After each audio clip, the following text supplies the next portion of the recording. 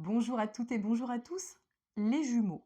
Est-ce que vous avez remarqué que souvent, lorsqu'il y a des jumeaux, il y en a toujours un qui est un petit peu plus dégourdi, un petit peu plus hardi que l'autre. Il y en a toujours un qui est un peu plus téméraire, puis il y en a toujours un qui est un tout petit peu plus en retrait, que ce soit des vrais ou des faux jumeaux.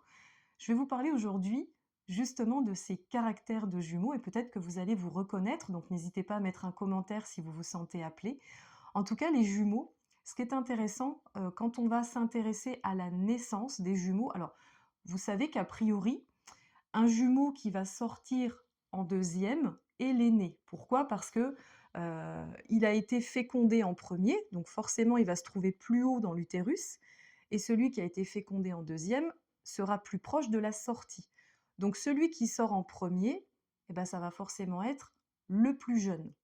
Et ce qui est intéressant quand on s'intéresse au décodage de vie, au niveau de la naissance des jumeaux, souvent, on a tendance symboliquement à dire que celui qui sort en premier, donc finalement le 2e, hein, le plus jeune, bah, c'est lui qui va créer le passage au niveau de l'utérus, c'est lui qui va faire «le travail» entre guillemets et qui va permettre à son grand frère ou sa grande sœur, donc à l'aîné qui attend, bah, que le passage se libère, justement de bénéficier d'un d'un passage qui est déjà fait et c'est pardon, c'est en ça qu'on dit en décodage biologique que le deuxième jumeau qui arrive au monde, qui sort en deuxième et qui est donc encore une fois l'aîné, va peut-être être un petit peu plus dépendant.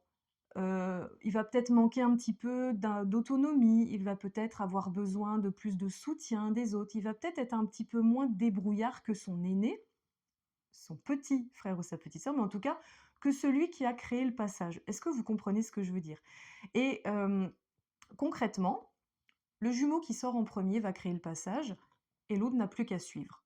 Donc peut-être que si vous êtes un aîné, vous pouvez peut-être vous reconnaître dans cette place de suiveur, si on peut dire ça comme ça, avec encore une fois peut-être un manque d'autonomie.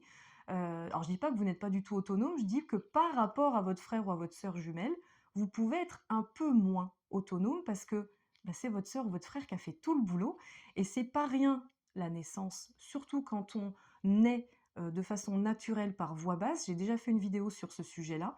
Le passage dans le col de l'utérus est très traumatisant pour les bébés, ça a été prouvé. C'est du décodage biologique, hein, moi je n'invente rien là-dessus et donc celui qui va être «volontaire» entre guillemets pour créer ce passage, va avoir plus de force, plus d'endurance. Je vous laisse là-dessus, n'hésitez pas à me mettre des commentaires, à me dire si vous vous retrouvez là-dedans ou pas du tout. Ça pourra peut-être aussi vous permettre de vous poser cette question de: «Ah, est-ce que finalement, tiens, je suis bien sortie en premier ou pas?» C'est possible ou pas. Donc n'hésitez pas à me faire des commentaires si vous le souhaitez. Je vous souhaite une très, très belle journée et prenez soin de vous surtout.